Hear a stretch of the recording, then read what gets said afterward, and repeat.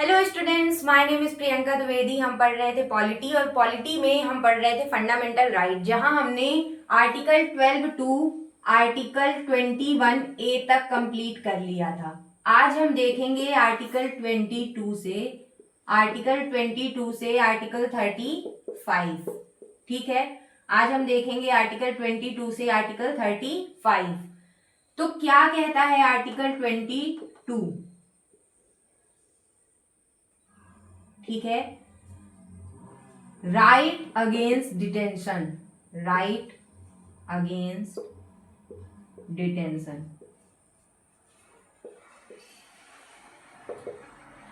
अगर किसी व्यक्ति को डिटेन किया जाता है, डिटेंशन दो तरह का होता है, एक प्यूनिटिव डिटेंशन, प्यूनिटिव, और एक प्रिवेंटिव। ठीक है, प्यूनिटिव डिटेंशन क्या है? प्यूनिटिव डिटेंशन है कि जब विधिवत तौर पर किया जाता है, कानूनी रूप से आपको ट्रायल के साथ, विथ ट्रायल। प्यूनिटिव डिटेंशन मतलब विथ ट्रायल। ठीक है, और प्रिवेंटिव डिटेंशन मतलब विदाउट ट्रायल। मतलब आपको सस्पेक्ट के तौर पर उठा लिया जाता है। मतलब ऐसा कि आपने कुछ किया नहीं है, पर ऐसा शक है कि आप फ्यूचर में कुछ कर सकते हैं अपराध। ठीक है, आपने अभी किया नहीं है, लेकिन आपके ऊपर ऐसा शक है कि आप फ्यूचर में ऐसा अपराध कर सकते हैं, तो उसके लिए आपको पहले ही क्या कर लिया जाता है? गिरफ्तार कर लिया जाता है। तो ये कहलाता है प्यूनिटिव डिटेंशन। ठीक है, और आपको अपराध के बाद विधिवत रूप से जब अरेस्ट किया जाता है तो उसको कहते हैं प्यूनिटिव डिटेंशन, और इसको कहते हैं प्रिवेंटिव डिटेंशन। ठीक है, punitive detention with trial, preventive detention without trial. ठीक है, प्रिवेंट शब्द से याद रखना, प्रिवेंट मतलब बचाने के लिए, प्रिवेंट मतलब बचाने के लिए, मतलब कि आप कोई अपराध ना करें, उससे आपको बचाने के लिए, सेव करने के लिए क्या किया जाता है? प्रिवेंटिव डिटेंशन किया जाता है। ठीक है, सस्पेक्ट के तौर पर, मतलब आप पे क्या है? शक है। तो आर्टिकल 22 बात करता है right against detention, punitive detention and preventive detention. समझ में आ गया? इसके अलावा आर्टिकल 22 में तीन चीजें याद रखना। Right to be informed, right to be informed, एक एक करके समझेंगे। Right to be informed, right to be defended, right to be informed, right to be defended, and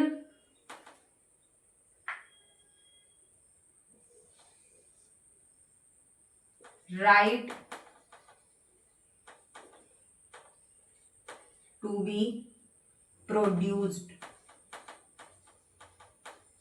ठीक है, क्या है right to be informed, right to be defended and right to be produced? Right to be informed मतलब right to know the reason behind arrest. मतलब अगर आपको arrest किया जाता है तो आपको अधिकार है ये जानने का कि हमें आखिर क्यों अरेस्ट किया जा रहा है। राइट टू बी इंफॉर्म्ड, पहले पुलिस आपको बताएगी कि आपको क्यों अरेस्ट किया जा रहा है।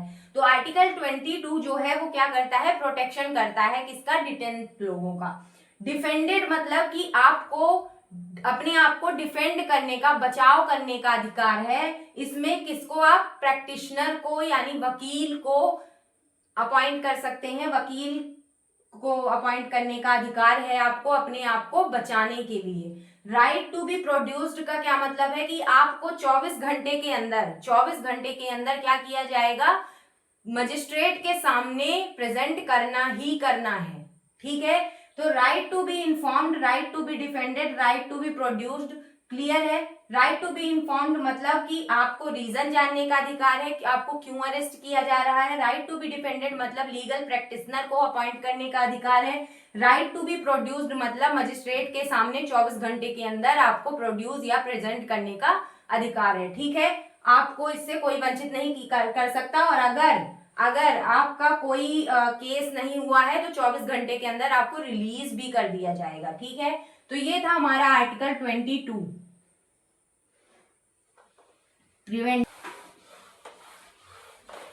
आगे बढ़ते हैं आर्टिकल आर्टिकल 23, आर्टिकल 23 एंड 24 जो है एक्सप्लॉयटेशन से रिलेटेड है। किससे रिलेटेड है?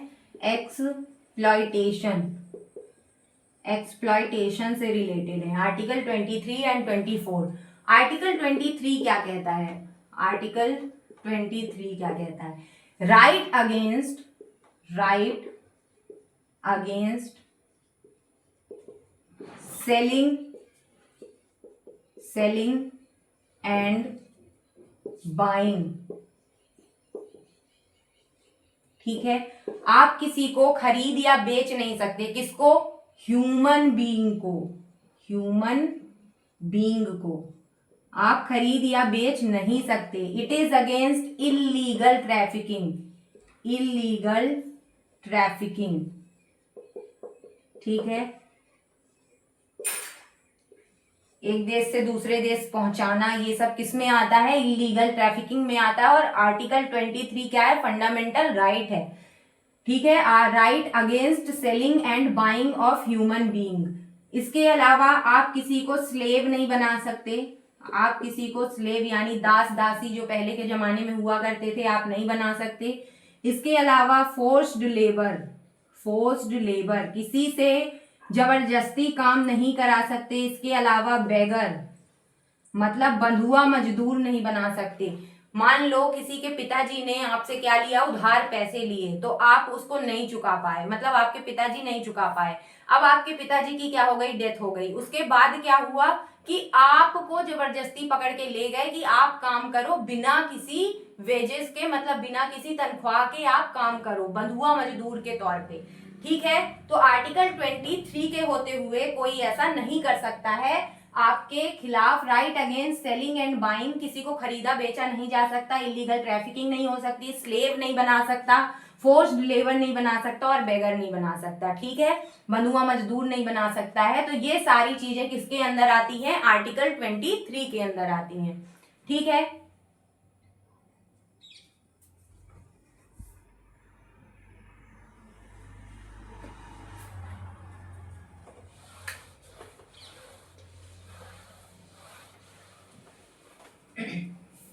आर्टिकल 24 क्या कहता है? आर्टिकल 24 रिलेटेड है किससे? चाइल्ड लेबर से, चाइल्ड लेबर से मतलब बच्चों से आप एम्प्लॉयमेंट नहीं ले सकते। क्या नहीं ले सकते? बच्चों को आप एम्प्लॉयड नहीं कर सकते। बच्चों को आप क्या नहीं कर सकते? एम्प्लॉयड नहीं कर सकते, मतलब बच्चों से काम नहीं करवा सकते हो। चाइल्ड लेबर के अंतर्गत बहुत सारे कानून बनाए गए। Factories act, factories act 1948, child labour act, child labour act 1986, mines act 1952, कुछ इस तरीके से एटसेट्रा एटसेट्रा, कुछ इस तरीके से कानून बनाए गए चाइल्ड लेबर को रोकने के लिए। इसके अलावा अगर कोई चाइल्ड लेबर करता हुआ पकड़ा गया तो 20,000 रुपीज फाइन है पर चाइल्ड। ठीक है, 20,000 रुपीज फाइन है पर चाइल्ड। एक बच्चे के ऊपर 20,000 रुपीज फाइन है, मतलब आप चाइल्ड लेबर नहीं करा सकते हो। फैक्ट्रीज एक्ट 1948 के अंदर, चाइल्ड लेबर एक्ट 1986 के अंदर, माइंस एक्ट 1952 एटसेट्रा एटसेट्रा। मतलब कि 20,000 रुपीज फाइन है पर चिल्ड्रन अगर आपने ऐसा किया तो। ठीक है, तो ये थे आर्टिकल 23 एंड 24। आर्टिकल 25 टू 28 क्या है? Article 25 to 28। आर्टिकल 25 क्या कहता है? Right, you have right to conscience, confess, practice, propagate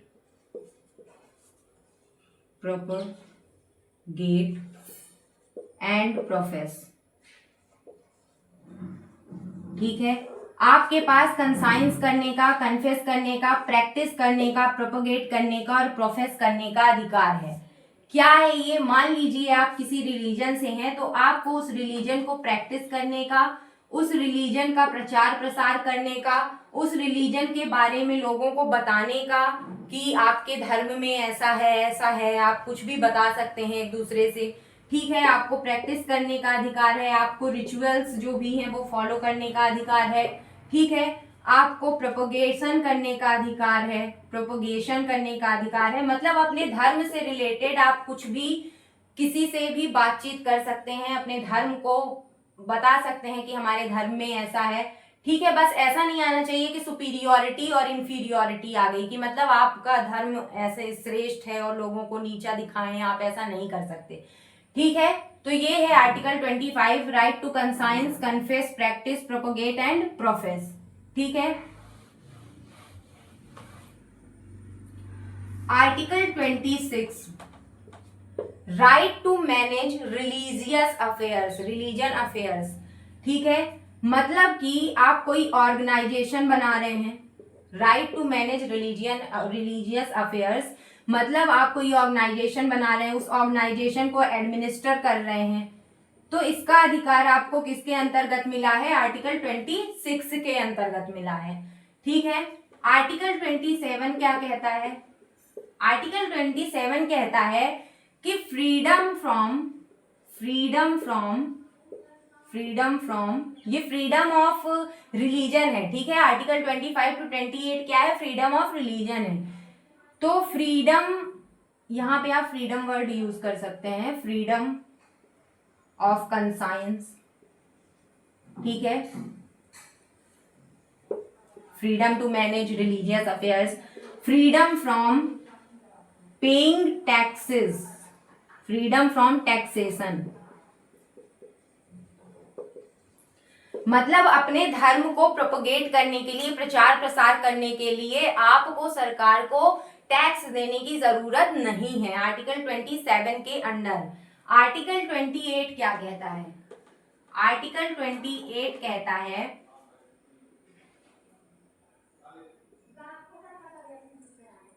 article 28 कहता है freedom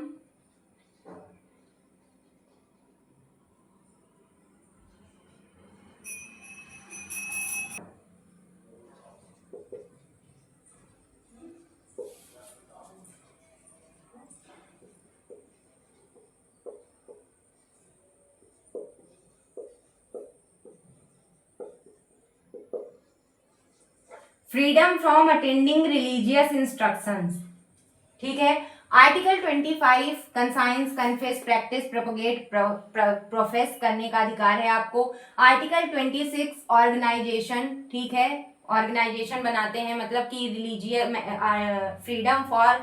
freedom of managing religious affairs, तो मतलब कोई ऑर्गेनाइजेशन बनाते हैं, कैसे मैनेज करना रिलीजियस अफेयर्स को, मतलब आप कोई ऑर्गेनाइजेशन बनाते हैं, एडमिनिस्टर करते हैं। आर्टिकल 27 फ्रीडम फ्रॉम टैक्सेशन, मतलब कि आपको टैक्स देने की जरूरत नहीं। Article 28 freedom from attending religious instructions, मतलब कि जरूरी नहीं है, मान लीजिए आप किसी स्कूल में जाते हैं तो उसमें आपको पहले लिखना पड़ता है कि अगर यहाँ पे जो प्रार्थना होगी, चाहे वो क्रिश्चियन स्कूल में अगर आप जाते हैं, वहां पे उनकी प्रार्थना हो रही है, तो आप वहां पे ऑब्जेक्ट नहीं कर सकते, कि मतलब ऑब्जेक्शन नहीं कर सकते कि मुझे नहीं करनी है, ठीक है। मतलब वहां पे आपको ऑब्जेक्शन करने का अधिकार नहीं है, ठीक है। तो कहीं कहीं पे आपकी खुद अनुमति ली जाएगी, ठीक है। कोई भी आपको ऐसे ही इंस्ट्रक्शंस नहीं दे सकता, ना ही आपको फॉलो करने की जरूरत है, ठीक है। कोई भी ऐसा इंस्टीट्यूशन जो गवर्नमेंट के द्वारा ऐड किया जाता है, मतलब गवर्नमेंट उसको पैसे देती है मैनेज करने के लिए, एडमिनिस्टर करने के लिए, तो फिर ऐसे इंस्टीट्यूशंस में आपकी अनुमति ली जाती है, ठीक है। तो freedom from attending religious instructions समझ में आ गया?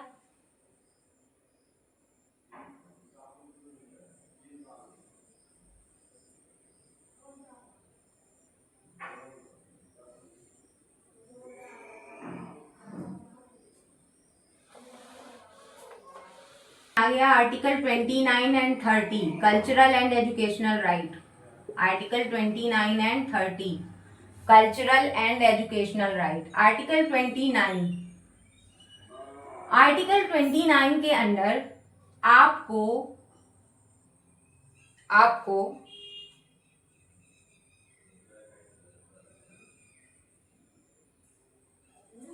ठीक है, ये आर्टिकल्स राइट्स किसके लिए है? माइनॉरिटीज के।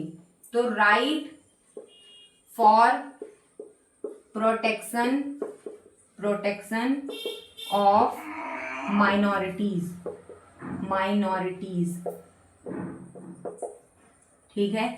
Right for protection of minorities मतलब क्या? क्या प्रोटेक्ट करना है?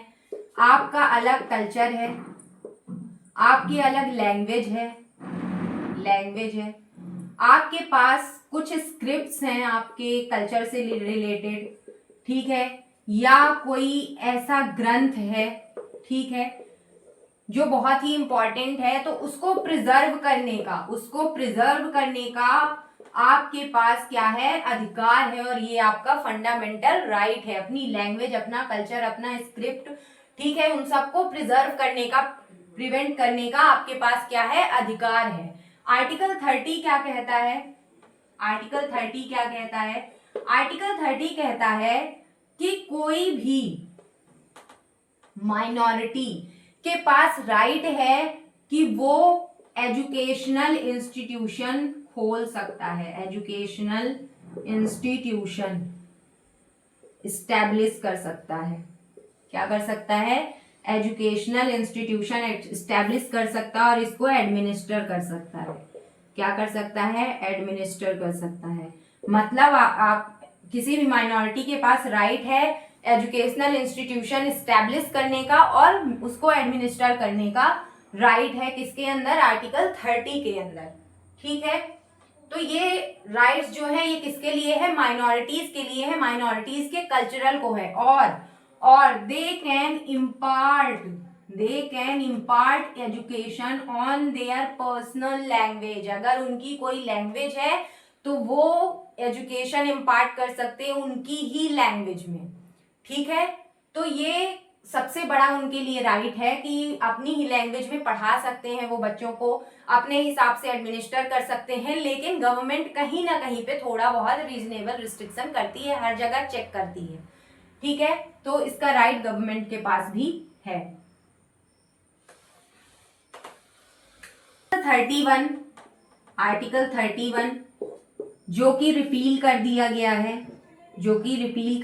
है, राइट टू प्रॉपर्टी। और इसकी जगह पे नया article legal and constitutional right article 300A add कर दिया गया है। एक और आर्टिकल 19F, इसको भी हटा दिया गया है।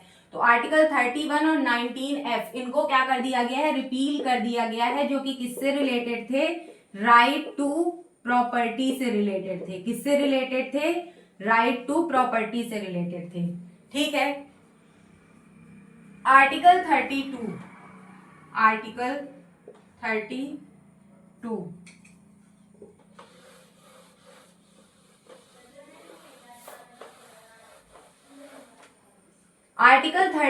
क्या है? सबसे इंपॉर्टेंट आर्टिकल। अगर आर्टिकल 32 नहीं होता तो हमारा फंडामेंटल राइट और हमारा कॉन्स्टिट्यूशन, हमारी जो व्यवस्था थी, जो लोग थे, ये सब क्या हो जाता? मीनिंगलेस हो जाता, यूजलेस हो जाता, वर्डलेस हो जाता, ठीक है। तो ये क्या है? Heart and soul of the constitution. क्यों इसको हार्ट एंड सोल कहा गया? क्योंकि यही वो आर्टिकल है जिसके तहत कोई भी व्यक्ति डायरेक्ट सुप्रीम कोर्ट अप्रोच कर सकता है उसके फंडामेंटल राइट के वायलेशन होने पर। फंडामेंटल राइट के इंफ्रिंजमेंट में कोई भी व्यक्ति कहाँ जा सकता है? डायरेक्टली सुप्रीम कोर्ट जा सकता है। और सुप्रीम कोर्ट क्या करता है? रिट्स इशू करता है। इसको क्या कहते हैं? इसको कहते हैं राइट ऑफ कॉन्स्टिट्यूशनल रेमेडीज। क्या कहते हैं? Right of constitutional remedies. इसके अंदर कोई भी व्यक्ति क्या कर सकता है? सुप्रीम कोर्ट जा सकता है और supreme court different kind of क्या करेगी? रिट्स इशू करेगी। रिट्स क्या है? एक तरीके का डॉक्यूमेंट है, डॉक्यूमेंट है जिसमें इंस्ट्रक्शंस दिए जाते हैं। क्या दिए जाते हैं? इंस्ट्रक्शंस दिए जाते हैं, ठीक है। तो आर्टिकल 32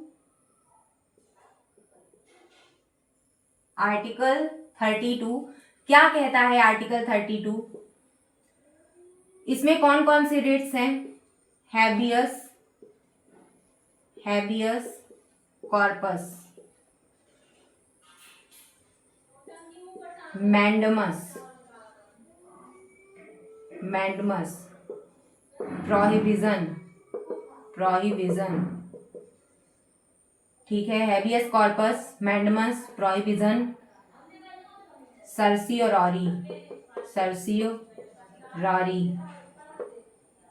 को वारंटो, को वारंटो,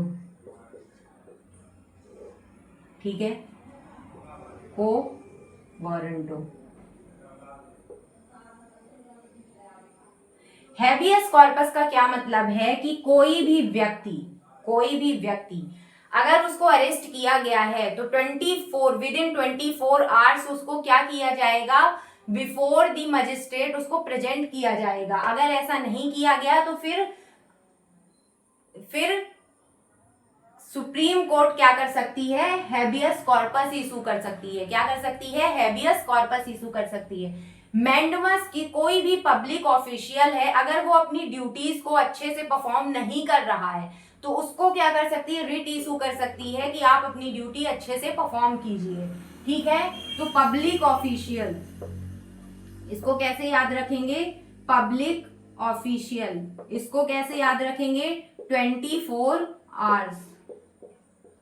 ठीक है, इसको कैसे याद रखेंगे, पब्लिक ऑफिशियल। इसको याद रखेंगे पब्लिक अथॉरिटी, पब्लिक अथॉरिटी मतलब कि कोई भी पब्लिक अथॉरिटी किस बेसिस पे आपने ये अथॉरिटी ली हुई है, ठीक है, आपके पास क्या आधार है।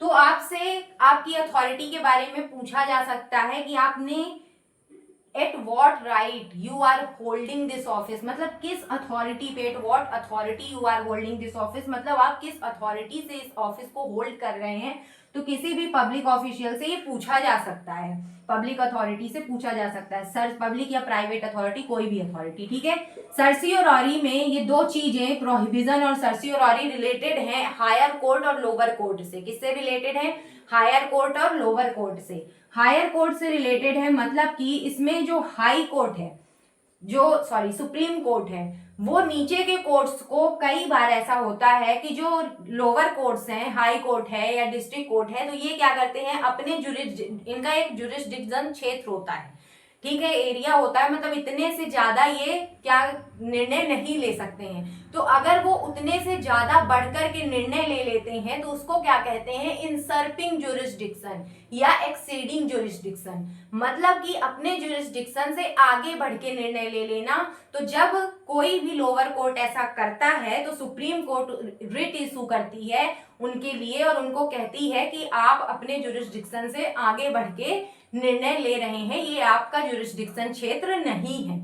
ठीक है, तो प्रोहिबिजन इसके लिए है और सर्सियोररी किसके लिए है कि कोई भी हायर कोर्ट लोअर कोर्ट को, इसमें जरूरी नहीं है कि सुप्रीम कोर्ट ही हाई कोर्ट को करे या डिस्ट्रिक्ट कोर्ट को करे, हाई कोर्ट भी डिस्ट्रिक्ट कोर्ट को कर सकता है। तो जो प्रोहिबिजन है तो उसमें सर्सियोररी जो है, सर्सियोररी में क्या हो सकता है कि कोई भी जब लोअर कोर्ट में केसेस बहुत ज्यादा हो जाते हैं तो सुप्रीम कोर्ट कह सकती है कि आप अपने केसेस हमें क्या कर दीजिए, ट्रांसफर कर दीजिए, बर्डन को कम करने के लिए। ठीक है, तो हैबियस कॉर्पस क्या है कि 24 आवर्स में प्रेजेंट करना। मैंडमस क्या है कि कोई भी पब्लिक ऑफिशियल अगर अपनी ड्यूटी अच्छे से परफॉर्म नहीं कर रहा है। प्रोहिबिजन क्या है, प्रोहिबिजन है कि सुप्रीम कोर्ट हाई कोर्ट को इंसर्पिंग जुरिस्डिक्शन के फील्ड में रोक सकती है, प्रोहिबिट कर सकती है। सर्सियोररी क्या है कि कोई भी हायर कोर्ट लोअर कोर्ट को अपने केसेस ट्रांसफर करने के लिए कह सकती है। को वारंटो क्या है कि पब्लिक अथॉरिटी पे सवाल उठाया जा सकता है कि at what authority you are holding this office. इतना क्लियर है, आर्टिकल 32 समझ में आ गया। आर्टिकल 33, आर्टिकल 33 हमने जब कॉन्स्टिट्यूशन के फीचर्स पढ़े थे तो हमने दो चीजें पढ़ी थी, आर्टिकल 33 और 34 उसी से रिलेटेड है। मतलब कि मार्शियल लॉ के टाइम पे क्या किया जाता है, फंडामेंटल राइट्स को हटा दिया जाता है। मतलब कि अगर वॉर की स्थिति है, इंसर्जेंसी हो गई अंदर ही, ठीक है, किसी तरीके से बहुत ज्यादा व्यवस्था है वो बिगड़ गई, तो मार्शियल लॉ के टाइम पे फंडामेंटल राइट को क्या कर दिया जाता है, हटा दिया जाता है। आर्टिकल 33 के अंदर जो पुलिस है, पुलिस फोर्स है, पैरामिलिट्री फोर्स है, पैरामिलिट्री फोर्स है, ये हमने फीचर्स में पढ़ा था। पैरामिलिट्री फोर्स है या फिर आर्म्ड फोर्स है, तो इनके फंडामेंटल राइट छीन लिए जाते हैं, ठीक है, इनके फंडामेंटल राइट ले लिए जाते हैं। तो आर्टिकल 33, आर्टिकल 34 क्लियर है। आर्टिकल 35 रिलेटेड है कि कोई भी लॉ, आपको लॉ बनाने का अधिकार है, किसके लिए, फंडामेंटल राइट को इफेक्टिव बनाने के लिए, ठीक है। अगर आपको जरूरत पड़ती है तो लॉ बनाने का अधिकार है, किसको, फंडामेंटल राइट को इफेक्टिव बनाने के लिए। 3 आर्टिकल, आर्टिकल 32, आर्टिकल 229, आर्टिकल 359, ये 3 आर्टिकल याद रखो। आर्टिकल 32 की आप डायरेक्टली सुप्रीम कोर्ट जा सकते हैं। आर्टिकल 29 के अंदर आप हाई कोर्ट जा सकते हैं अगर आपके फंडामेंटल राइट इन्फ्रिंज हुए हैं तो, डायरेक्टली सुप्रीम कोर्ट ना जाकर। आर्टिकल 359 में प्रेसिडेंट के पास पावर है, प्रेसिडेंट के पास पावर है कि वो इमरजेंसी के टाइम पे फंडामेंटल राइट को क्या करे, इंफ्रिंज कर दे, फंडामेंटल राइट को हटा दे। फंडामेंटल राइट उस टाइम पे नहीं रहेंगे जब इमरजेंसी प्रोविजन लगता है, प्रेसिडेंट रूल लगता है। प्रेसिडेंट आर्टिकल 359 के अंडर क्या कर सकता है, इमरजेंसी प्रोविजन के तहत फंडामेंटल राइट को हटा सकता है, कुछ समय के लिए स्थगित कर सकता है, ठीक है। तो आर्टिकल 33, 34, 35 समझ में आ गया। आर्टिकल 229, आर्टिकल 359, ठीक है। आर्टिकल्स हैं, article 31B and article 31C। 31C के लिए सुप्रीम कोर्ट एक वर्ड यूज करती थी कि जब when 31C comes fundamental right goes out, मतलब कहने का कि जब बीपीएसपी को इम्प्लीमेंट करने के लिए फंडामेंटल राइट को हटाने की, मतलब फंडामेंटल राइट को कुछ अगर थोड़ी बहुत इनमें कमी भी करनी पड़ी तो कर सकते हैं अगर आपको डीपीएसपी को इम्प्लीमेंट करना है तो और आर्टिकल 39B के अंदर आता है कि कोई भी कानून यदि 9th शेड्यूल में रख दिया गया है, कोई भी कानून यदि 9th शेड्यूल में रख दिया गया है तो उसको क्या कर दिया जाएगा, वो जुडिशियल रिव्यू के अंदर नहीं आएगा। किसके अंदर नहीं आएगा, जुडिशियल रिव्यू के अंदर, मतलब सुप्रीम कोर्ट उसमें कुछ नहीं कर सकती है, ना चेक कर सकती है, ना देख सकती है, तो जुडिशियल रिव्यू के अंदर नहीं आएगा अगर 9th शेड्यूल में कोई भी रख दिया गया है। इसके बाद क्या आया, केशवानंद भारती केस आया, केशवानंद भारती केस। केशवानंद भारती केस ने क्या कहा कि इन दोनों का कोई मतलब नहीं है, ठीक है, ये क्या कर रहे हैं, हमारे फंडामेंटल राइट के अगेंस्ट हैं। तो सुप्रीम कोर्ट ने डिसीजन लिया, इनको क्या कर दिया, null and void, meaningless proof कर दिया इनको। सुप्रीम कोर्ट ने कहा ये नल एंड वॉइड है, ठीक है। तो आई होप आपको ये वीडियो फंडामेंटल राइट के ऊपर जो हमने बनाया है ये आपको समझ में आया होगा। अगर कोई दिक्कत है तो आप हमें कमेंट कर सकते हैं। मिलते हैं नेक्स्ट वीडियो में, तब तक के लिए जय हिंद।